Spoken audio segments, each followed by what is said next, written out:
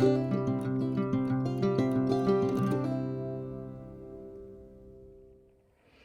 welcome to my latest video looking at the Langley family. This video is looking at Robert, who is the son of Roger, who I've done a video about, and the grandson of Richard, who I've also done a video about. And he's born in 1378 and he dies in 1446. So he lives through my favourite period of medieval history. If you're following the tales of this family, please remember to like and subscribe, because I've got lots to keep uploading. So I'm reading this thing all the time, and so I don't want you to miss anything if you're following the tales of the family. But also it helps me if you like and subscribe, and I've got other videos to post as well about different things. I'm hiding in my son's bedroom at the moment to try and make these, because I don't want my daughter to grab hold of the video, because she's only 2 and she likes making videos of herself and you don't want to see that. However, I've got a cat and a typical teenage boy's bedroom to work out of, but hopefully you're not too distracted by the mess on the wall, which I can see. But anyway, so Roger then. No, not Roger. His son, Robert. Get it right. Okay, Robert. 1378. Born in Huntingdon. Born into John of Gaunt's household, where his dad's in service.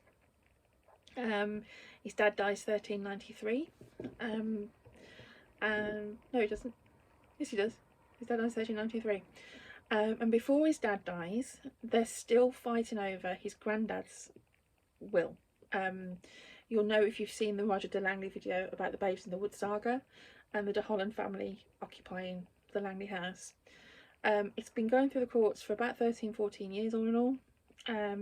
It's settled 1394, and the de Hollands, it's proven that Margaret is a nun. Again, you'll have to watch that video to get all the details on that. But basically it's proven that the de Hollands do owe John of Gaunt money. And so they pay the money that's owed, but they don't actually hand the deeds over to the house for about another 20 years. So they're not exactly giving in easily. It doesn't matter to Robert because he's living within John of Gaunt's household anyway. And there's a document you can actually see, again online, I've managed to find it, where John of Gaunt actually accepts him into his service, and agrees a fee to pay him each month, or however often you pay a knight, I'm not sure, but brings him into service, and he's knighted eventually. I've said knight there, and I don't think he's a knight at that point. He becomes a knight. At this point he's probably only just bog standard man. The opposite of a knight. I don't know. I'm not good at medieval battle things. I'm much more fascinated in what they're making and what they're wearing and what they're cooking and who owns what land-wise and the Langleys and other things. Battles just kind of fly by. So anyway, talking of battles. In 1399, Robert turns 21. And it's a very interesting year all in all for the household. The year before, Henry Bolingbroke has been exiled to France by Richard II. Henry is John of Gaunt's son. He's similar age to Robert. They've grown up similar, both trained to fight, for want of a better description. Henry, obviously there's lots written about Henry in terms of his jousting capabilities and his general demeanour compared to Richard II. But after all the Lord's Appellant crisis and all the rest of it, Henry's now in France, exiled, can't come back. John of Gaunt then dies, Henry's dad, so Henry Bolingbroke's without a father, and Robert de Langley's without a master. Probably not the right word, but somebody, so his ward has gone. So he's now 21 years old in Lancaster. The executor of John of Gaunt's will is also a Langley, same family. It's Thomas de Langley. There's going to be another video on him anyway, because there's just so much with him. But so basically, Thomas is cousin to Richard, who is Robert's granddad,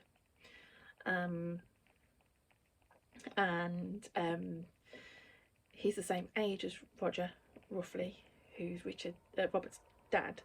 So although he's a sort of second cousin once removed, or however that works, I'm not going on that bit either, they're in the household at the same time. You've got a very, very influential man. He's got a whole book written about him. It's here, this one, which is fascinating, which I shall come to another time. But he, it says in here, he basically survives the whole of medieval his life, without ever making an enemy. How does that even happen? So the book suggests he's a really nice man. I kind of think maybe he's not so nice, and actually people don't want to be his enemy. I don't know. He's a man of the church, so who knows.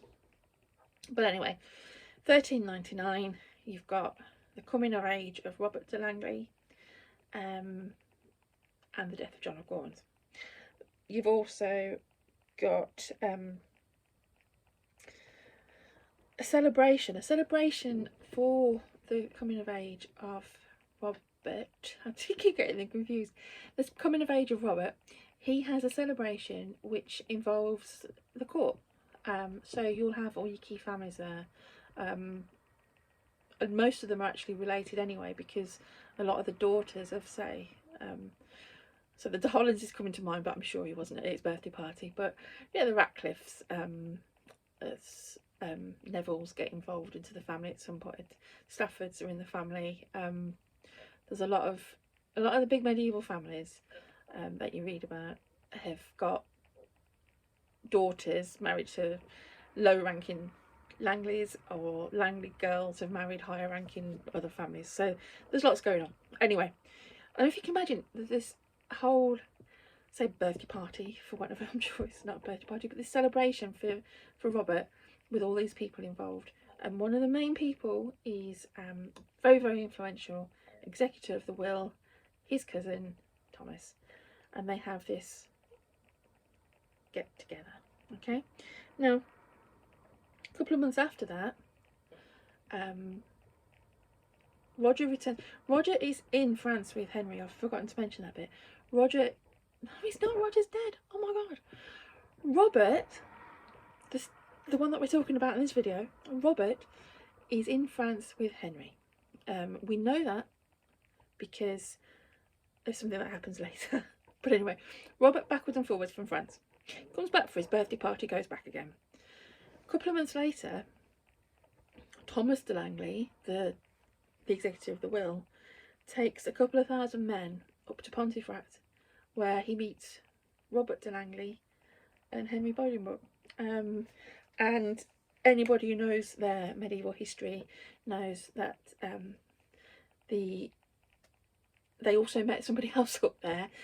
Richard II gets deposed at Pontefract and gets held prisoner there until he dies in mysterious circumstances. Obviously Henry can't kill the king. He obviously didn't kill the king, but one of Henry's stepbrothers is in charge of making sure the king's looked after, and they're all obviously very, very tight-knit up there. Anyway, he's up there. Thomas has taken people up there. He's met his cousin. He's met his old master's son. Richard II gets deposed, and we've now got a new king, Henry IV. Thomas becomes then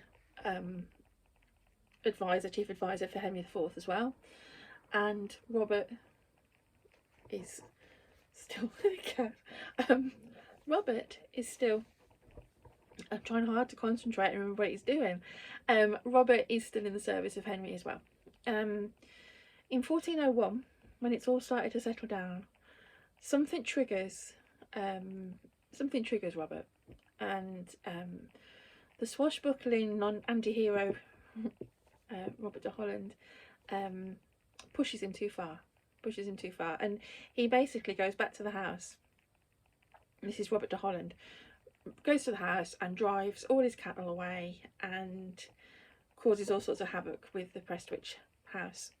And Robert de Langley has just had enough, basically, so he goes, takes a load of men off to there, finds the de Hollands, Robert de Holland's illegitimate son does an awful lot with him, and saying he's got this gang of men that all wear hoods, and they identify as this big gang, and they're causing havoc on his land. And Robert de Langley goes over there and chases them out. They end up, that both Robert's gangs end up going after each other. They end up at some poor innocent man's house halfway on the way, where all sorts of fights break out. One of Robert de Langley's men is shot with an arrow. The brother of the man that gets shot gets angry and sets fire to the house. That's got nothing to do with either of them. The man in the house doesn't like it. That all kicks off as well. And all this trouble is brewing where people are getting killed, things are being caught fire, cattle's gone everywhere, people have gone everywhere. And it ends up with a captured Robert de Holland being taken to Glossop, of all places. And being kept and tortured and whatever else they do. Again, it's not my thing, but kept for a while by Robert de Langley, where he is eventually arrested for it, and he's going to be prosecuted for it, except in 1402 he's pardoned for it. And as part of the pardon, which again can be found and be read online, I found it, Henry IV pardons him, and the lines "who has been with us since we returned from France" is written on there. So it suggests that Robert has been by his side all the way since they've returned from France from there. So you can see that Robert has been with Henry for a long while, which is fortunate for him because it means that he gets off for torturing and leaving for dead the Hollands. He gets his house back, he marries, he has kids, and lives quite a long life really for this time, and especially for a Langley, he lives a very long life. When he actually does die, his mum and his wife have got a dowager house back in Tetlow, Manchester way, and they've got a house up there and they retire up there. Yeah, so again, I'm just trying to think if there's anything else I've missed on there, because I'm sure he did more than that. So yeah, that's that. He is obviously involved in any of the military action that takes place in that time. To live that long, he's been and being in Henry's pocket, for want of a better description, he's involved in a lot of things. But again, it's another one that I just can't imagine what was talked about at that party. There must have been something talked about there, and what plan the cousins hatched, who knows. But anyway, that's the last one of the Richard, Roger and Robert. Do go back and look at them, and Geoffrey's the first one. I'm going to try and go back on YouTube shortly and number them all, but there's others in between as well, because they go sideways as well as up and down. So yeah, hope you enjoyed it. Don't forget to subscribe if you're following the path of the family through, and yes, see you again. Thank you.